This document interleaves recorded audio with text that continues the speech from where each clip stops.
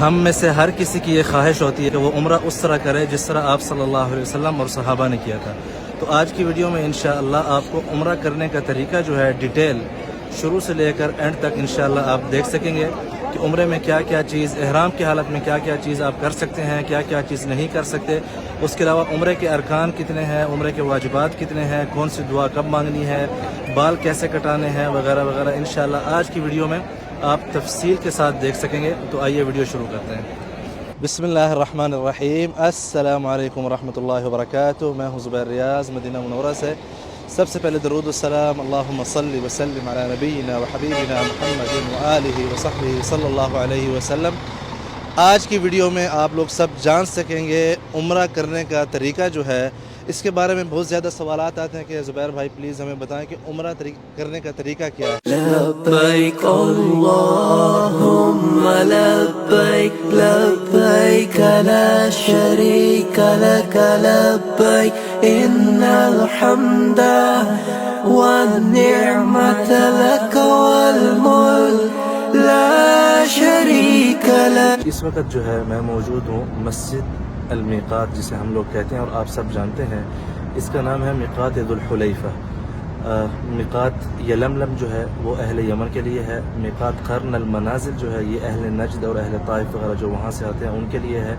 اور اسی طرح میقات جحفہ جو ہے یہ ہے اہل شام کے لیے. اور ذات العرق جو ہے یہ اہل عراق کے لیے ہے. تو یہ 5 مطلب ہے کہ میقات ہیں، یہ 5 ایسی جگہ ہیں جہاں سے آپ نیت کے بغیر اگر آپ عمرہ کرنے جا رہے ہیں یا حج کرنے جا رہے ہیں تو آپ کو لازم ہے کہ ان جگہوں سے پہلے جو ہے آپ نے احرام پہننا ہے اور پھر اس کے بعد وہیں سے نیت کرنی ہے. بہت سے لوگوں نے ویڈیوز بنائی ہوئی ہوں گی کہ بھئی احرام کا صحیح باندھنے کا طریقہ. اس میں صحیح غلط کچھ نہیں ہوتا.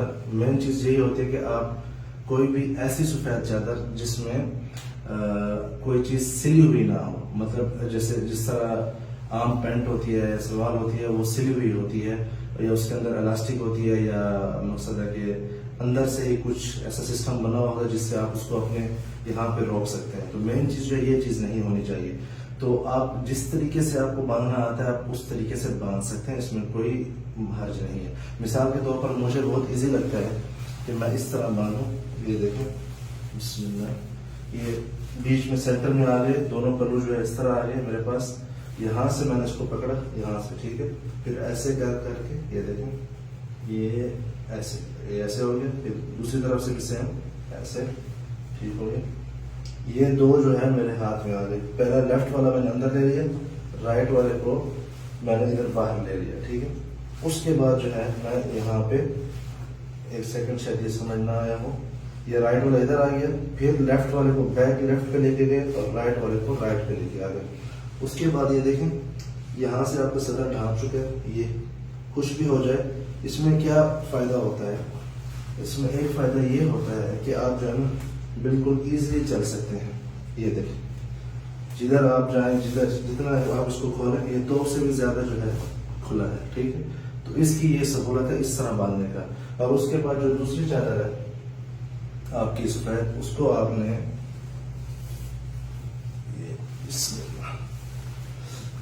ایسے لے لینا ہے، ٹھیک.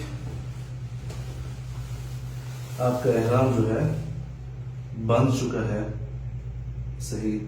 اکثر جو ہے میں اپنا سامان وغیرہ اٹھانے کے لیے یہ استعمال کرتا ہوں. تو اب اس میں سے جو سامان ہے مجھے ضروری سامان یہاں سے اس میں ڈال کے اس کو بھی میں نے اپنے پیٹ پہ جو ہے یہاں پہ باندھ لینا ہے. اس کے بعد نیت کرنے سے پہلے میں نے کپڑے تو احرام کے پہن لیا، لیکن ابھی بھی میں بہت سے ایسے کام ہیں جو کر سکتا ہوں جو کہ احرام میں نہیں کرنا چاہیے.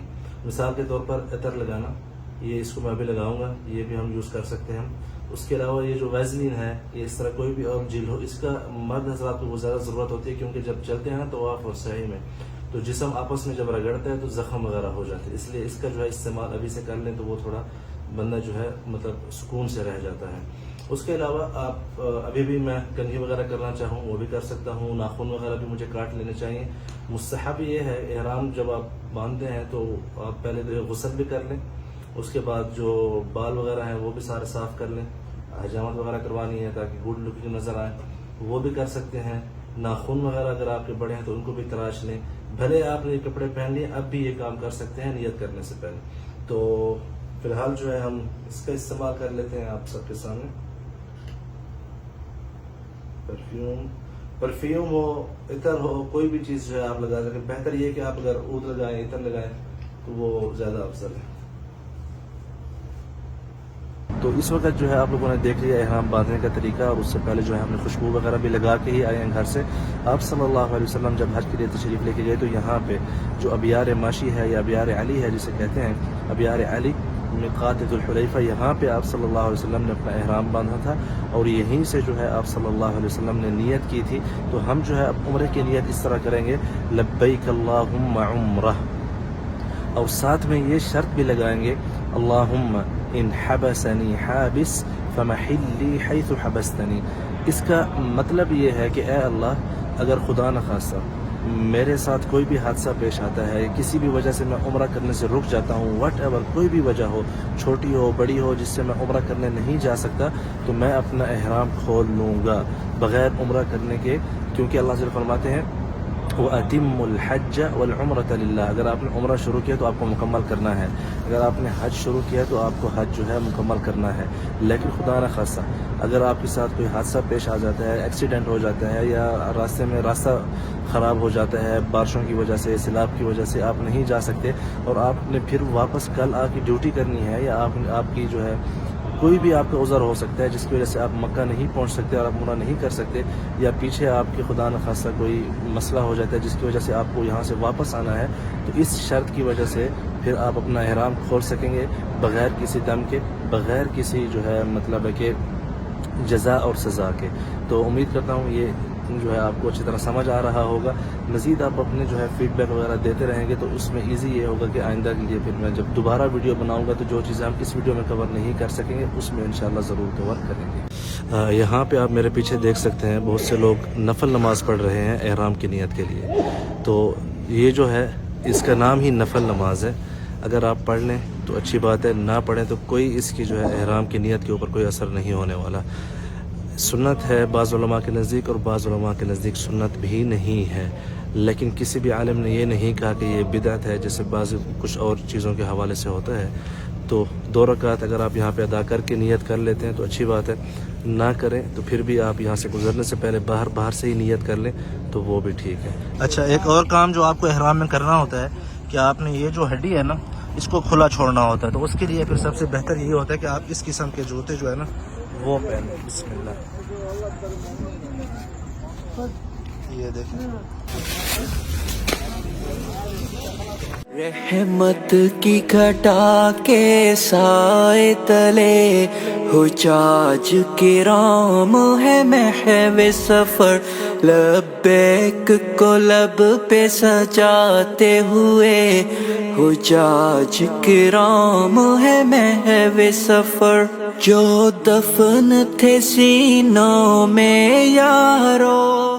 مدینہ سے، مکہ سے، جہاں سے بھی آپ احرام باندھ کے جب تک حرم نہیں پہنچتے تو سارے راستے جو ہے نا آپ صلی اللہ علیہ وسلم کی سنت یہی تھی کہ تلبیت جو ہے کثرت سے کرتے تھے. لبیک اللہم لبیک، لبیک لا شریک لک لبیک، ان الحمد والنعمت لک والملک لا شریک لک.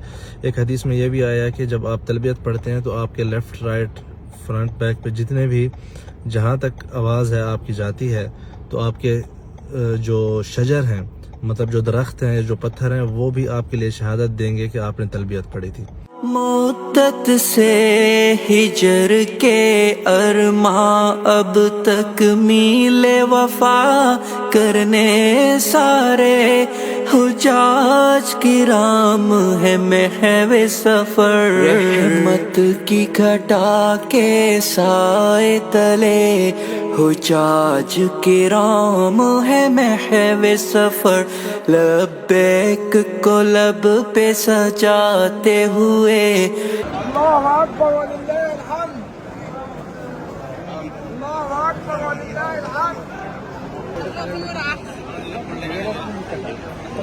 حجر اسود سے جو ہے طواف شروع ہوتا ہے، اور وہاں پہ آپ نے جو اپنا سیدھا بازو جو ہے باہر نکالنا ہے احرام سے، اور یہاں پہ اگر آپ حجر اسود سے دور ہیں تو اس کی نشانی یہ ہے کہ اس طرف جو ہے گرین لائٹس لگی ہوئی ہیں.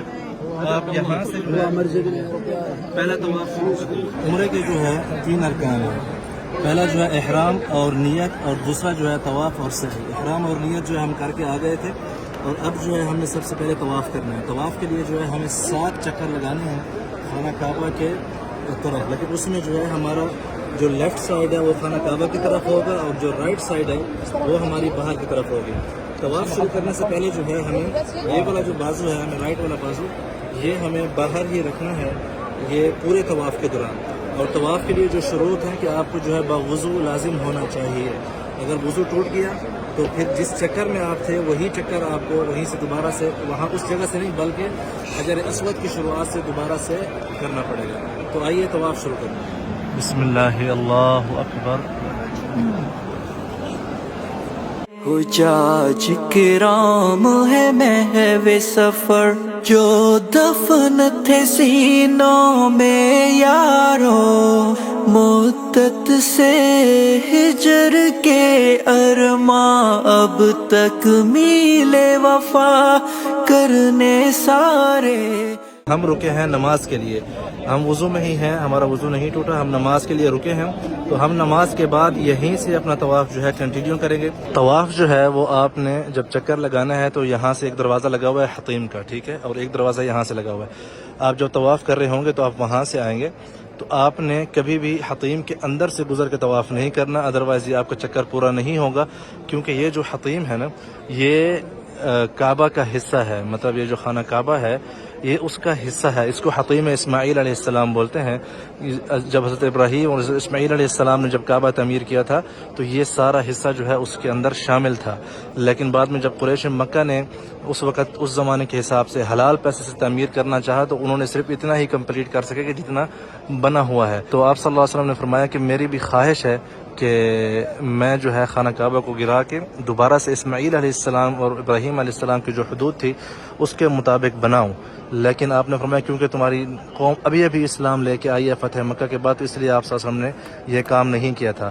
پھر عبداللہ ابن زبیر رضی اللہ عنہ نے اپنے زمانے میں جب وہ یہاں پہ خلیفہ تھے انہوں نے کیا تھا، لیکن بعد میں عبد الملک بن مروان نے یا اس کے بعد کسی اور خلیفہ نے، مجھے صحیح یاد نہیں ہے، دوبارہ سے حطیم والا حصہ گرا کے پھر سے اس کو جو آپ صلی اللہ علیہ وسلم کے زمانے میں جیسا کعبہ تھا ویسا ہی چھوڑ دیا. ٹھیک ہے. لبیک اللہم لبیک لبیک لا شریک لک لبیک ان الحمد والنعمت لک والملک لا شریک لک. یہ جو ہے رکن یمانی ہے، حجر اسود سے جو پہلا والا رکن ہے اس کی. بسم اللہ اللہ اکبر. لبیک اللہم لبیک لبیک لا شریک لک لبیک ان الحمد والنعمت لک والملک لا شریک لک. طواف کے بعد جو ہے آپ لوگوں نے 2 رکعت نفل نماز پڑھنی ہے، اور اس میں جو ہے آپ نے پہلی رکعت میں سورۃ الکافرون اور دوسری رکعت میں سورۃ الاخلاص قل هو اللہ احد کی تلاوت کرنی ہے. اگر یہ نہ بھی کریں تو پھر بھی چلے گا، لیکن بہتر یہ ہے کہ آپ یہ 2 آیتیں جو ہے ان کا ورد کریں رکعت کے اندر. اس کے بعد آپ لازم نہیں ہے کہ مقام ابراہیم کے پاس ہی نماز، کیونکہ آج کل بہت زیادہ رش ہے، تو آپ کہیں پہ بھی بیٹھ کے نماز پڑھ سکتے ہیں. عمرے کے دوران مطلب حرم میں کسی بھی جگہ پہ آپ 2 رکعت نفل نماز پڑھ سکتے ہیں. پھر اس کے بعد جو ہے آپ لوگوں نے جانا ہے زمزم کا پانی پینے، اور زمزم کا پانی پینے کے بعد جو ہے آپ لوگوں نے پھر صفا والمروہ جو ہے وہ شروع کرنی ہے. ٹھیک ہے. کچھ حسرتیں تھیں پوری کرنے، حجاج کرام ہے محو سفر، کعبہ کو نظر میں بسانا ہے، حجر اسود کو چومنا ہے. جی اس وقت جو ہے ہم صفا والمروہ کے اوپر پہنچ چکے ہیں. صفا کی پہاڑی سے آپ لوگوں نے شروع کرنا ہے. جب آپ صلی اللہ علیہ وسلم نے صفا کی پہاڑی سے شروع کیا تھا تو آپ کے یہ الفاظ تھے، نبدأ بما بدأ اللہ بہ ان الصفا والمروة من شعائر اللہ فمن حج البيت او اعتمر فلا جناح عليه ان يطوف بهما ومن تطوع خيرا فان الله شاكر عليم. اس کے بعد جو ہے آپ صلی اللہ علیہ وسلم نے جو دعا مانگی تھی یا جو کلمات پڑھے تھے، لا الہ الا اللہ وحدہ لا شریک لہ لہ الملک ولہ الحمد وہو علی کل شیء قدیر لا الہ الا اللہ وحدہ انجز وعدہ ونصر عبدہ وہزم الاحزاب وحدہ. یہ جو چیزیں آپ صلی اللہ علیہ وسلم نے 3 مرتبہ جو ہے مکرر پڑھی تھی.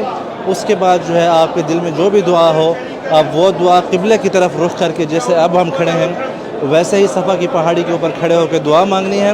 پھر اس کے بعد آپ نے اپنا چکر جو ہے وہ شروع کرنا ہے.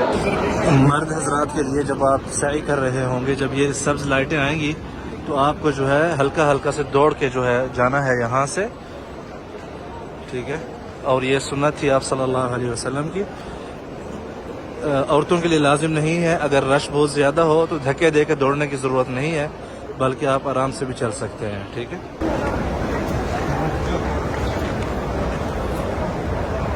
صفا والمروہ جو ہے اس کے چکر جس طرح ہم طواف میں جہاں سے شروع کرتے ہیں وہاں پہ اینڈ ہوتا ہے، ایسا نہیں ہے. بلکہ صفا میں جو 7 چکر گنے جائیں گے، صفا سے لے کر مروہ کی پہاڑی جو کہ اس طرف ہے وہاں تک 1 چکر ہوگا، اور پھر مروہ سے لے کر صفا تک یہ دوسرا چکر ہوگا. اسی طرح جو ہے آپ کے 7 چکر پورے ہوں گے اس انداز سے، صفا والمروہ سے 1، مروہ و صفا سے لے کر 1، ٹھیک ہے. اس کے بعد صفا والمروہ میں سعی کے دوران جو ہے طہارت کی شرط نہیں ہے جس طرح طواف کے اندر ہے. اور یہ عمرے کا جو ہے تیسرا رکن ہے. جب آپ یہ 7 چکر پورے کر لیں گے تو اس کے بعد جو ہے آپ کے تینوں ارکان عمرہ کے مکمل ہو جائیں گے انشاءاللہ. یہ آرزو دل ہی دل میں لیے حجاج کرام ہے محو سفر. یہاں پہ ہماری سعی جو ہے صفا والمروہ کے چکر جو ہے مکمل ہو چکے ہیں الحمدللہ. مروہ کے اوپر جو ہے آپ کا 7واں چکر اینڈ ہوتا ہے، جو کہ الحمدللہ ہم نے مکمل کر لیا ہے. اس کے بعد جو ہے یہاں پہ کوئی 2 رکعت آپ کو پڑھنے کی ضرورت نہیں ہے، نہ ہی عمرے کے لیے کوئی 2 رکعتیں ہیں، ٹھیک ہے. ویسے آپ نے کوئی فرض نماز نہ پڑھی ہو یا طواف کی 2 رکعت ابھی تک نہ پڑھی ہوں تو وہ آپ یہاں پہ پڑھ سکتے ہیں. اس کے بعد آپ نے سب سے پہلا کام یہ کرنا ہے کہ جتنی بھی دعا مانگ سکتے ہیں آپ دعا مانگیں، چلتے پھرتے اٹھتے بیٹھتے. اللہ پاک قبول فرمائے. میری دعا ہے کہ اللہ تعالیٰ آپ سب کو یہاں پہ آنے کی توفیق عطا فرمائے. اور اس کے بعد آپ نے جا کے سب سے پہلے جو ہے حجامت کرانی ہے. تو آئیے وہاں چل کے آپ کو بتاتے ہیں.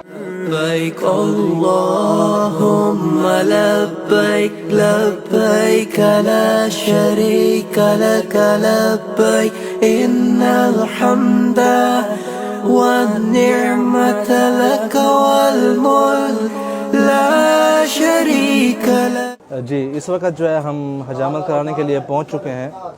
آپ صلی اللہ علیہ وسلم نے جو ہے جو ان کی سنت تھی کہ پورا جو ہے آپ نے ٹنڈ کرانا ہے، مطلب گنجا کرانا ہے. اور آپ نے ان کے لیے جو ہے 3 مرتبہ دعا مانگی کہ اللہم اغفر للمحلقین، اللہم اغفر للمحلقین. اور جو مقصرین ہیں، مطلب جو تھوڑے تھوڑے بال کاٹتے ہیں، ان کے لیے آپ نے 1 مرتبہ دعا فرمائی. اور جب آپ تھوڑے بال کاٹیں گے تو پھر بھی آپ کو سارے جسم کے جو ہے بال کاٹنے ہیں، نہ کہ ایک تھوڑے یہاں سے اور تھوڑے یہاں سے. یہ صحیح نہیں ہے، بلکہ پورے جو سر کے بال ہیں آپ کو چاروں طرف سے جو ہے اس کے تھوڑے تھوڑے بال کاٹنے ہیں.